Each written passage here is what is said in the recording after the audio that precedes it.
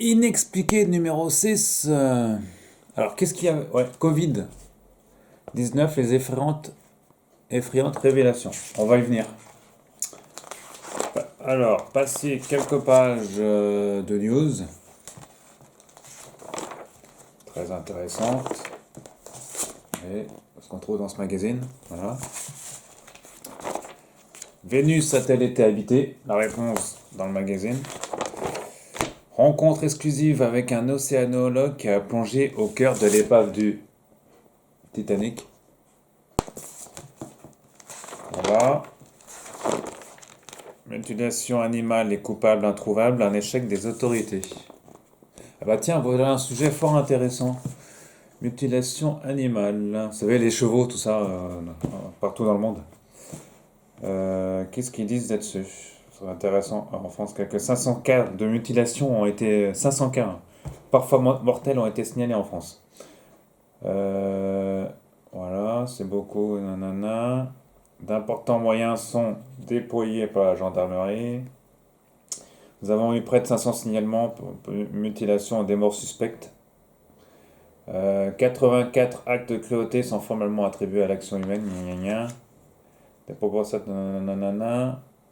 Les agriculteurs qui ouvront. Ouais, ils disent pas que c'est les extraterrestres en tout cas, hein. Mais en tout cas, parfois, quand on voit dans certains cas aux États-Unis, c'est très bien fait chirurgicalement. Et ils disent que c'est pas forcément les humains. Mais bon, ça, je pense qu'on en reparlera d'ici là. Covid-19, le gros dossier du jour. Ça tient quand même dans pas mal de pages. 2, 4, 6. Avec des interviews de, on va dire, pas loin d'une dizaine de pages. Alors, en gros, dans cet article, ils vous disent que le Covid-19, ça vient pas du pangolin ou de la chauve-souris, hein. Ça, c'est un peu l'arbre qui cache la forêt. Ça vient bien sûr d'un laboratoire, à savoir celui-ci. Voilà. Locaux du laboratoire de haute sécurité situé à Wuhan. Ça s'appelle P4, je crois, un truc comme ça. Faut que je retrouve la partie où ils en parlent d'ailleurs. Euh, alors, car invoqué. Des experts ont donc avancé une autre hypothèse, celle du pangolin, comme j'avais dit. Celui chez qui l'on retrouve également des coronavirus. Toutefois, comme le précise le virologue français Étienne Descroly, directeur de recherche au CNRS, une majorité de chercheurs estiment désormais que le pangolin n'a probablement pas joué un rôle dans l'émergence du CoV-2, comme ils appellent, du SARS-CoV-2. Voilà, donc je passe. Or, en dépit des études de virus dans les espèces animales vendues dans le marché de Wuhan, aucun virus intermédiaire n'a pu être identifié à ce jour. Tant que ce virus intermédiaire n'aura pas été trouvé, la question de l'origine du SARS-CoV-2 restera non résolue. Car en l'absence d'éléments probants concernant le dernier intermédiaire animal avant la contamination humaine, certains auteurs suggèrent que ce virus pourrait avoir franchi la barrière d'espace à la suite d'un accident de laboratoire ou d'être d'origine artificielle. Et voici la théorie du complot qui pointe le bout de son nez. En effet, la ville de Wuhan est précisément le siège d'un institut en virologie qui abrite le premier laboratoire P4 chinois, où sont étudiés des micro-organismes hautement dangereux, dont la conception s'est faite en collaboration avec la France. Donc c'est le bâtiment qui se trouve là, vous voyez. C'est ce bâtiment-là. Alors, on ne peut éliminer cette hypothèse dans la mesure où le SARS-CoV, qui a émergé en 2003, est sorti au moins 4 fois du laboratoire, de laboratoires avec un S, lors d'expérimentations. Par ailleurs, il faut savoir que les coronavirus étaient largement étudiés dans ceux qui sont proches de la zone d'émergence du SARS-CoV-2, qui désiraient entre autres comprendre les mécanismes du franchissement de la barrière d'espèces. Pour l'instant, donc, les analyses fondées sur la phylogénénie des génomes complets, ça reste très technique tout ça, de virus ne permettent pas de conclure définitivement quant à l'origine de ce virus, quoi. Voilà, je passe. L'hypothèse d'un échappement accidentel ne peut être écartée par la communauté scientifique. Des analyses plus approfondies sont nécessaires pour trancher. La question de l'origine naturelle ou synthétique ne doit pas dépendre d'un agenda politique, gna gna gna. Voilà. L'OMS, alors, le 15 janvier 2001, le secrétaire d'État de l'administration ex-Trump ex-président Trump lâchait une véritable bombe. Le laboratoire de Wuhan aurait collaboré à des projets secrets avec l'armée chinoise et serait engagé dans des recherches classifiées, y compris des expériences virologiques sur des animaux de laboratoire depuis au moins 2017. Alors ce que disait, c'est vrai que Trump, il n'était pas très, mais au moins son administre, au moins il disait des choses, il disait quand même des choses vraies quand même. Pompeo, qui accuse ouvertement Pékin de cacher la vérité sur l'origine réelle de Covid-19, de déclarer que le Parti communiste a systématiquement empêché une enquête transparente et approfondie sur l'origine de la pandémie. Je réclame un accès complet au laboratoire de recherche de Wuhan, y compris ses installations, ses échantillons, son personnel et tous ses dossiers. Si les services secrets américains admettent ne pas savoir formellement où, comment le SARS-CoV-2 a initialement été transmis aux humains, ils affirment cependant que des maladies semblables circulaient déjà depuis l'automne 2019 parmi les membres du personnel de l'Institut de virologie de Wuhan. Notre gouvernement a des raisons de croire que plusieurs chercheurs de ces structures sont tombés malades très tôt, bien avant le premier cas identifié avec des symptômes compatibles à la fois avec le Covid-19 et des maladies saisonnières concurrentes. On se croirait dans X-Files. Là, ça ferait un très bon... Ça ferait 2 bons épisodes d'X-Files. Ça ferait un bon double épisode d'X-Files, tout ça. Malheureusement, c'est une réalité. Tiens, regardez-moi ça. Un pangolin en photo. À qui la faute? Le pauvre pangolin à qui on a décerné que c'était lui le coupable dans la pandémie. Hein, sa côte va descendre, le pangolin. Hein. C'est dommage que c'est joli, un pangolin, quand même. On n'a pas parlé des chauves-souris aussi. À qui on met toujours la faute, d'ailleurs. Bah, les animaux, on les met. Sans les animaux, on les met toujours. C'est toujours les animaux, c'est toujours la faute des animaux. Pékin a empêché des journalistes indépendants. On apprend pas mal de choses dans cet article. Écoutez bien. Des enquêteurs et des autorités sanitaires mondiales d'interroger les chercheurs de l'Institut. Par conséquent, le département d'État a réclamé que des enquêteurs de l'OMS, Organisation mondiale de la santé, puissent avoir accès aux expériences de laboratoire ainsi qu'au compte-rendu complet des raisons pour lesquelles l'Institut a modifié puis supprimé les enregistrements en ligne de ses travaux. Pékin continue aujourd'hui encore de retenir des informations vitales dont les scientifiques ont besoin pour protéger le monde de ce virus mortel et des prochains. Personne ne s'étonnera de la réaction des dignitaires de l'Empire du Milieu. Les autorités américaines tenteraient de détourner l'attention de leur propre pays qui serait le véritable créateur du virus chimère. Ce qui reste une possibilité qui aurait été apportée par des sportifs Yankees en octobre 2019. Ça, on en avait parlé aussi, ouais. Et de nombreux lots de produits congelés. Quoi qu'il en soit, et après des mois de tractation, parfois houleuses avec pour commencer le rejet de fournir des visas à la délégation, les 10 experts internationaux mandatés par l'OMS sont finalement sortis le jeudi 29 janvier de 14 jours de quarantaine à Hubei pour entamer une enquête de terrain, les conduisant sur des sites sensibles équipés de laboratoires P3, P4 de haute sécurité qui manipulaient des coronavirus. Une mission ultra sensible qui s'annonce difficile sinon impossible. En effet, le programme n'ayant pas été rendu public, on ne dispose que d'informations lacunaires obtenues par le New York Times. Les branches clés de l'enquête seront conduites par la partie chinoise, les experts étrangers n'ayant le droit que d'examiner et augmenter les résultats de leurs homologues, mais pas... bon, ça je passe. Qu'est-ce qu'il y a d'intéressant à dire aussi à ce sujet? Trouveront-ils des raisons de la gestion catastrophique des premières semaines après la découverte de cette nouvelle infection pulmonaire? On l'ignore. Pour la journaliste d'investigation Laurence Defranoux, je cite, le plus gros obstacle de l'enquête pourrait être politique. Oui, c'est sûr.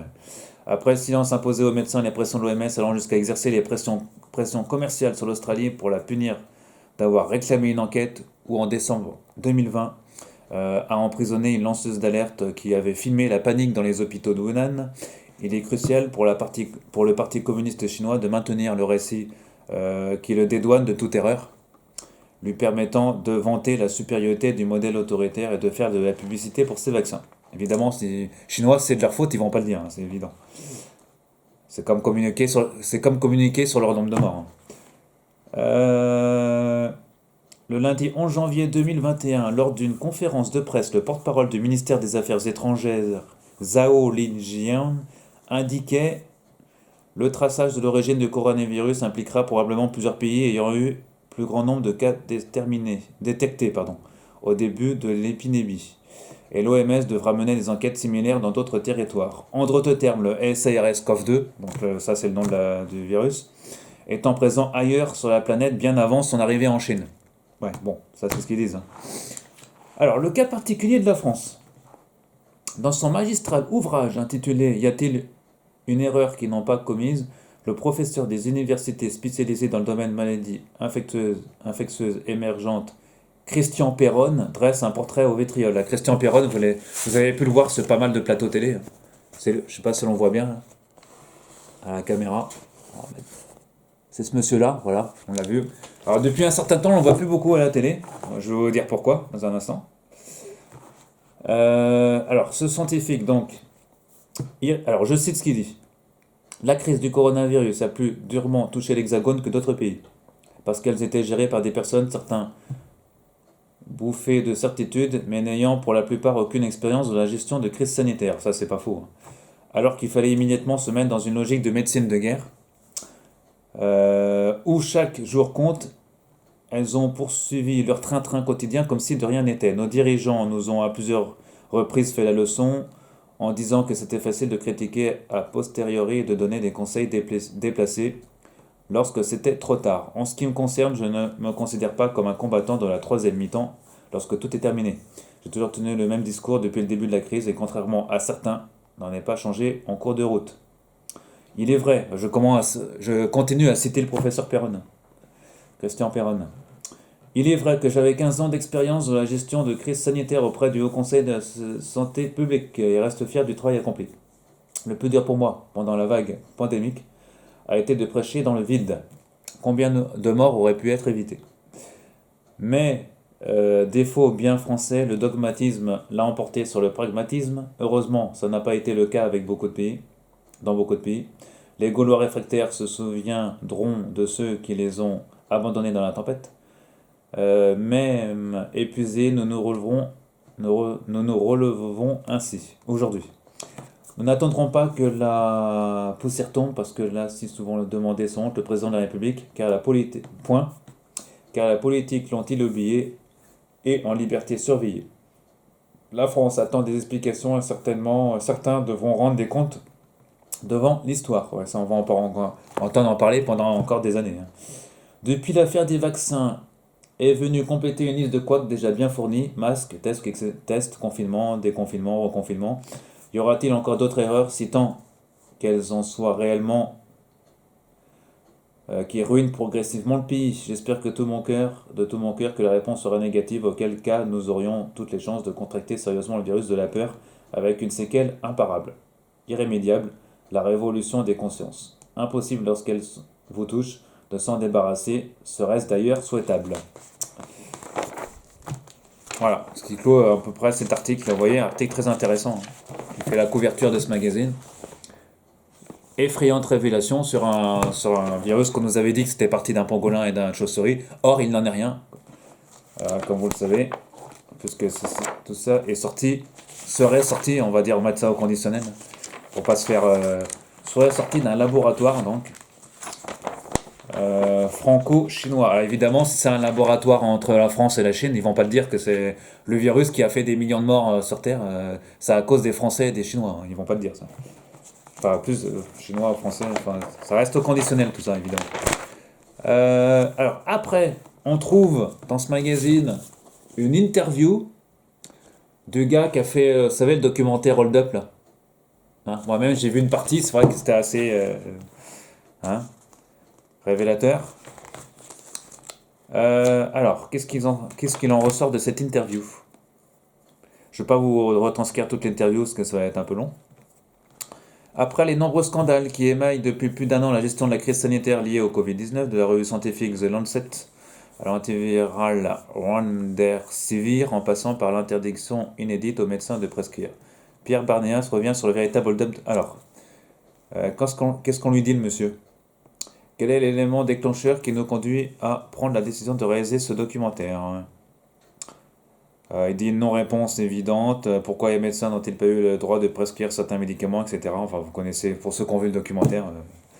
Comment s'est déroulé le tournage? Bon, dit que ça s'est bien déroulé, en gros. Rentrons dans le vif du sujet, tiens, qui nous intéresse. Pandémie du Covid-19 est-elle naturelle ou artificielle? Tiens. Alors, tous les scientifiques que je rencontre qui n'ont pas de conflit d'intérêt vous répondront que ce virus est issu d'un laboratoire car il y a bien trop de hasard incroyable. Mais il est malheureusement impossible en être sûr à 100%. Voilà. En revanche, la peur qui découle de la situation que nous vivons a bien été organisée, manufacturée, une évidence qui n'aura échappé à personne. Qui sont les gagnants de ce terrible épisode de l'histoire de l'humanité? Il n'y a aucun gagnant. Voilà, il n'y a aucun gagnant. En même temps, une question philosophique se pose. L'argent est-il la seule motivation qui provoque ce véritable bouleversement? Avec le recul dont nous disposons, comment jugez-vous la façon dont les autorités françaises gèrent cette crise? En la matière, je ne peux que conseiller à vos lecteurs d'analyser le livre du professeur Perron. Voilà. La vaccination. Comment peut-on sérieusement vouloir l'imposer à toute la population mondiale tandis qu'il existe des traitements efficaces qui pourraient ramener le taux de létalité à celui d'une simple grippe saisonnière? Ce n'est pas moi qui le dis, mais un collectif de dizaines de médecins, de milliers de médecins. Vous ferez-vous vacciner? Alors monsieur y répond non, ce n'est pas nécessaire car à l'inverse d'une croyance infondée, il existe des traitements efficaces. Il faut par ailleurs savoir que les vaccins Pfizer et Moderna sont sous autorisation médicale, de mise sur le marché conditionnel. C'est-à-dire que leur utilisation nécessite la preuve qu'il n'existe aucun traitement efficace capable de neutraliser le virus, en gros. On comprend mieux alors l'acharnement à tuer ou décrédibiliser ceux qui existent déjà, comme l'affirment en France plus de 30 000 professionnels de la santé, qui sont les complotistes dans cette affaire. Alors c'est ce monsieur-là qui répond à tout ça. Voilà, c'est lui. Donc comment il s'appelle ce monsieur? Pierre Barnias, celui qui a fait le réalisateur de ce documentaire Hold Up que vous pouvez encore retrouver sur YouTube. Que pensez-vous de l'affaire de l'hydrochloroquine? Voilà une question bien intéressante. C'est juste incompréhensible. En réalité, l'éviction de cette molécule a été une sorte de coup d'État mondial pour que le Remdesivir, un antiviral bien plus coûteux dont la mise sur le marché a été autorisée le 3 juillet 2020, soit utilisé à la place. Bien entendu, les médias ont un peu effleuré cet aspect des choses. Incompréhensible est le mot. Alors certains médecins et spécialistes semblent avoir été punis pour ne pas avoir suivi la ligne officielle, dictée par le gouvernement. Quel regard portez-vous sur cette situation? Il serait sage de penser à supprimer le Conseil national de l'ordre des médecins, dont le pouvoir démesuré reste une émanation du régime de Vichy. Ça c'est lui qui le dit. Cet organisme inféodé aux élites maintient en effet une pression constante sur la profession, régulièrement épinglée par la Cour des comptes, et un droit de vie ou de mort sur les 200 000 médecins qui subissent des interdictions de prescription pour enrayer cette pandémie. On arrive donc à une situation paradoxale où un praticien qui sauve des vies avec des traitements soudainement prohibés fait l'objet de poursuites. Avez-vous reçu des menaces suite à la diffusion de votre documentaire? À titre personnel, non, mais mon équipe, oui. Forte pression à un certain niveau, voilà, il ne détaille pas le monsieur. Quelle leçon doit-on en tirer de cette crise? Alors que la peur est la meilleure des armes pour manipuler l'opinion publique, et elle est invisible comme le virus, comme l'a dit l'écrivain égyptien Najib Nalfoug, la peur n'empêche pas de mourir, elle empêche de vivre. Ah, il y a encore 2 pages encore. Ça va être long, les amis. Non, on va faire vite. La démocratie, un mot pourtant rabâché et mise à toutes les sauces par les instances étatiques. Est-elle menacée? Non, elle n'est pas menacée. Nous sommes entrés dans l'ère d'une vraie dictature. Le réveil va être douloureux.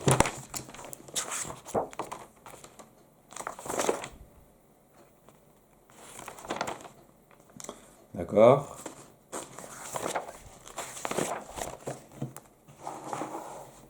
Et ça se termine là, d'accord. C'est déjà pas mal. Après, on a une interview d'un biologiste, professeur Biswachikudu Delhi, donc un Indien. Alors, il dit des choses intéressantes aussi. Qu'est-ce qu'il dit d'intéressant? Pensez-vous que l'origine du coronavirus responsable de la situation du Covid-19 soit d'origine... bon, ça... on en parle aussi, voilà, ça... Voilà, chacun se fera sa propre opinion à ce sujet.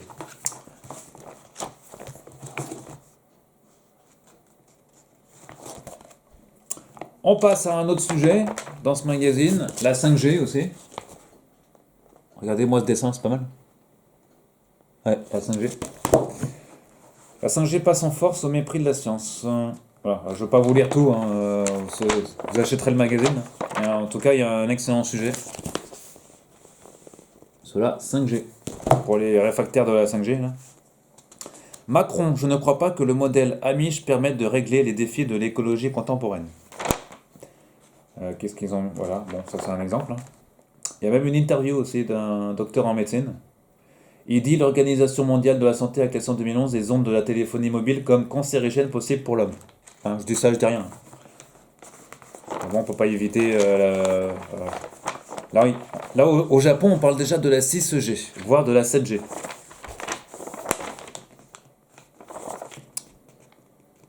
Voilà, donc je ferme ce sujet.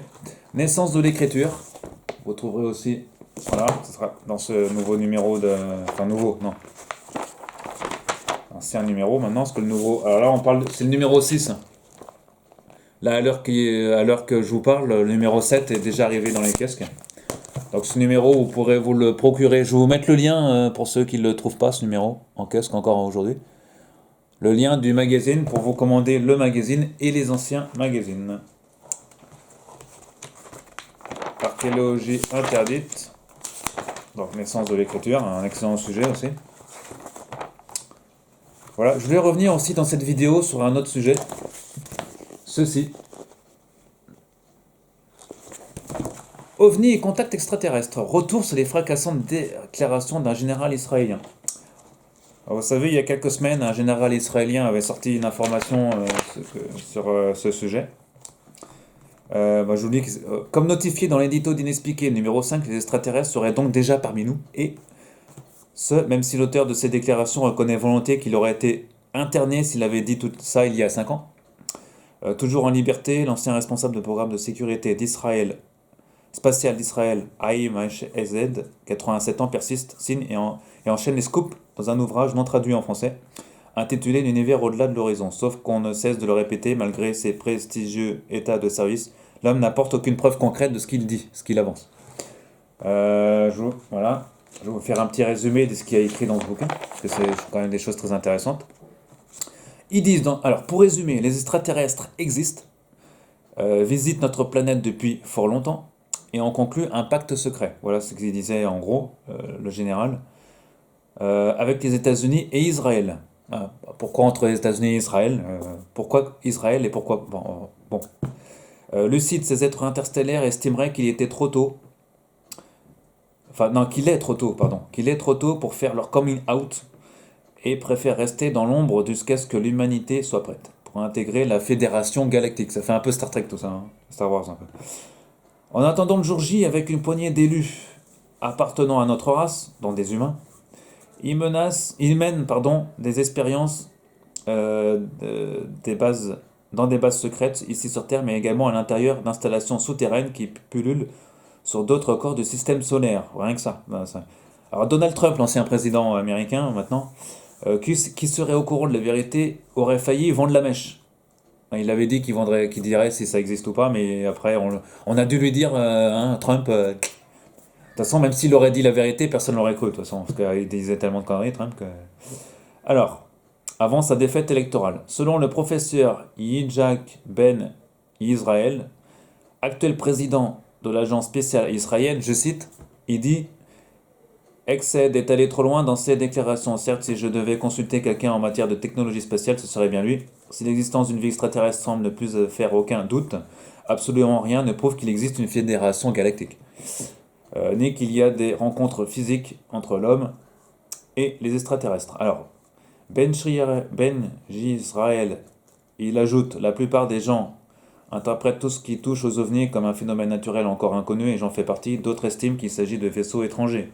Et vous avez un esprit imaginatif, vous opterez sans doute pour la seconde option. MSD s'est-il perdu en déclaration loufoque, à vous de juger. Vous voyez, il y a une photo d'illustration assez intéressante. Entre un extraterrestre, enfin un petit gris quoi, comme on représente souvent les extraterrestres, c'est souvent par des petits gris. Assez grands d'ailleurs, voilà, à côté d'un général un peu plus petit. C'est pour montrer un peu la supériorité dans l'image par les extraterrestres. Vous voyez. On voit même une soucoupe volante derrière. Ça dépend de quel point de vue on se pose. La seule chose dont on soit sûr, historiquement, les Américains s'intéressent aux ovnis depuis la fin des années 40.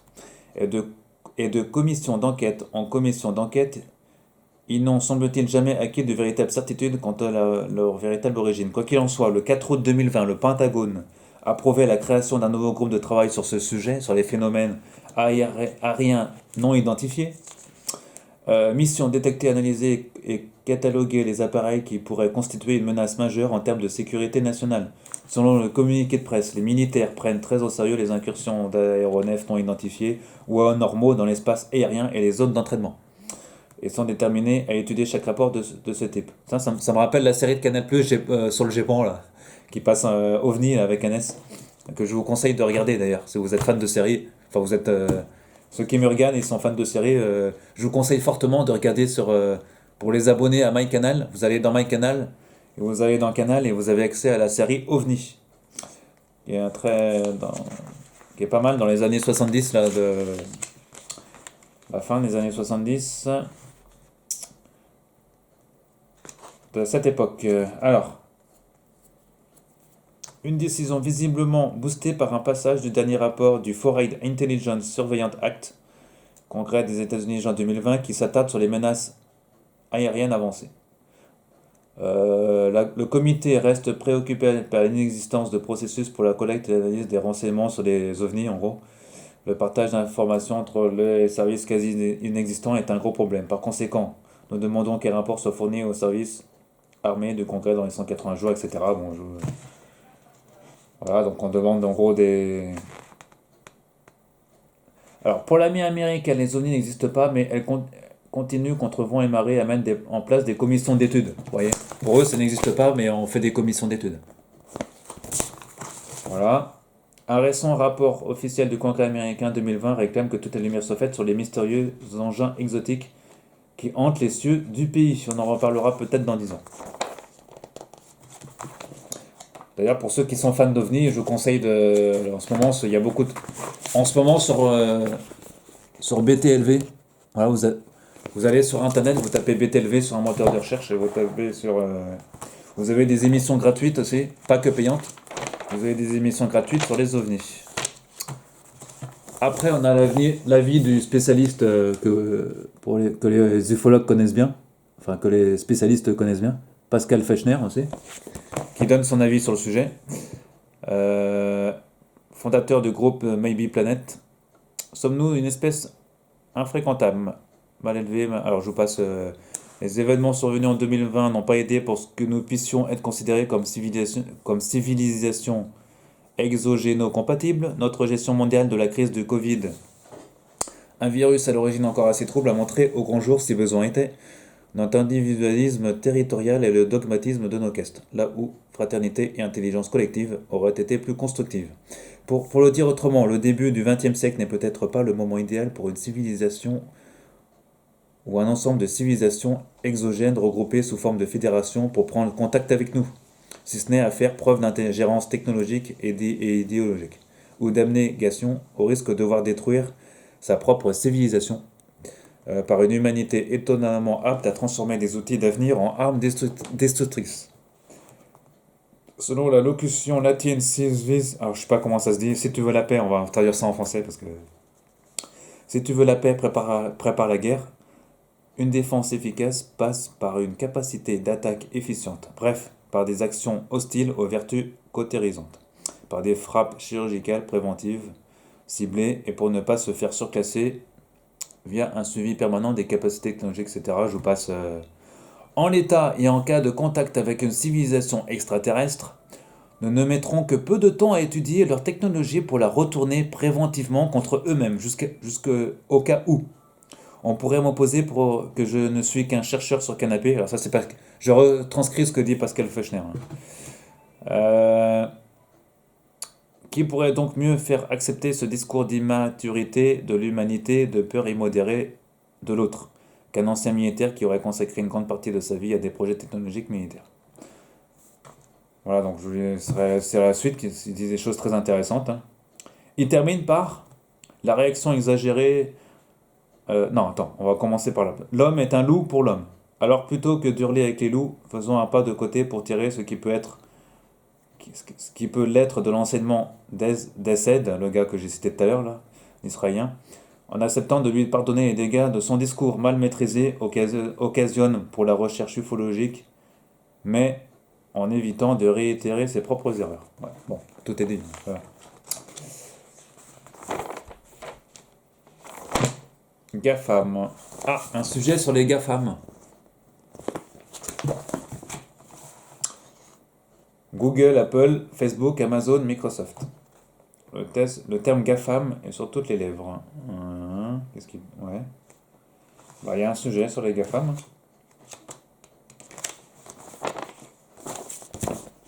Ouais. Professeur agrégé et droit et spécialiste des GAFAM. Voilà, vous trouvez une interview dedans. Atrocité du col Dyatlov. Les scientifiques auteurs d'une nouvelle théorie témoignent. Voilà. Dans ce numéro.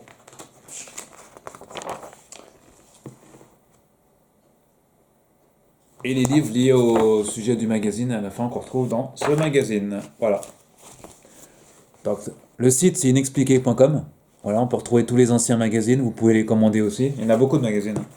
Il y a beaucoup de sujets, il faudra quand même les... Voilà, ça c'est tous les numéros disponibles en gros dans ce magazine, vous voyez. Voici quelques résultats. Il y en a... Oui, merci Google, mais c'est pas... Voilà. Donc... Ah oui, j'ai dit GAFAM tout à l'heure, c'est pour ça. Voilà, donc là on trouve, vous voyez, 1, 2, 3, on trouve tous les anciens numéros de Science Inexpliquée. Des numéros très intéressants, il y en a beaucoup. Voilà, 68 numéros à peu près, non plus que ça, 75, 74, jusqu'à Apollo 13, et après, le nouveau magazine Inexpliqué qui est reparti de zéro. Et là, c'est le 6e numéro. Voilà, donc Inexpliqué retrouvé en kiosque. Le prochain numéro sera fort intéressant, celui qui est déjà sorti en kiosque, puisqu'il s'intéresse à l'une des disparitions d'avions les plus complotistes peut-être, oui, on nous a caché la vérité. Il s'agit bien sûr du vol MH370, donc on nous a dit qu'il avait disparu. Et bah, toute la vérité se trouve dans le prochain numéro d'Inexpliqué, tout ça. Hein, voilà. Et c'est très intéressant, là je vais m'y atteler en tout cas sur ce sujet. Voilà les amis, donc inexpliqué.com, je vous mettrai les liens en bas. Voilà, magazine trimestriel en kiosque, hein, vendu dans tous les kiosques quasiment. Et on se retrouve très prochainement pour parler de sujets comme ça, un peu d'expliquer, c'est intéressant, ça intéresse en tout cas les gens. Hein. Et ça sortira un peu des sujets que j'ai l'habitude un peu de parler, toujours séries, cinéma, voilà. Même si c'est lié plus ou moins à séries, cinéma, de toute façon, voilà.